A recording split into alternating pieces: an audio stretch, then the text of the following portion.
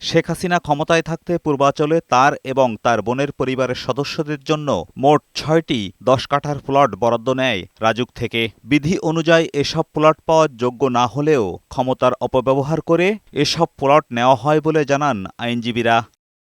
সোমবার প্লট বরাদ্দের ২ মামলার রায় হয় ঢাকার বিচারিক আদালতে। মামলাগুলো হলো আজমিনা ও রেদওয়ান সিদ্দিককে নিয়মবহির্ভূতভাবে প্লট বরাদ্দ। এই ২ মামলায় রায় ঘোষণা করেন ঢাকার বিশেষ জজ রবিউল আলম।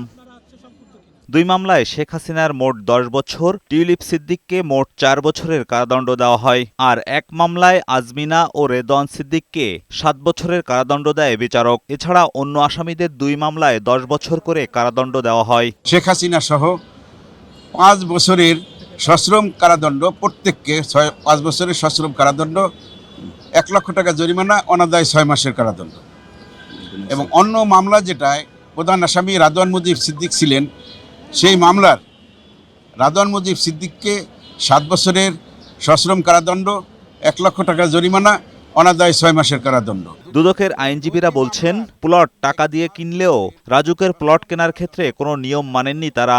নিয়ম বহির্ভূত আবেদনসহ হলফনামায় তথ্য গোপন করে অপরাধ করেছে সবাই।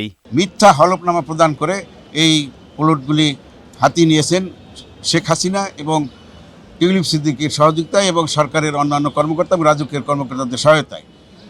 সেই ক্ষেত্রে আদালত উক্ত প্লটটি বাজেয়াপ্ত ঘোষণা করেছে। এর আগে পৃথক ৪ মামলায় শেখ হাসিনা ২৬ বছরের কারাদণ্ড, শেখ রেহানা ৭ বছর, টিউলিপের ২ বছর এবং জয় ও পুতুলের ৭ বছর করে কারাদণ্ড দেয় আদালত। এজাজুল হক মুকুল, বৈশাখী সংবাদ, ঢাকা।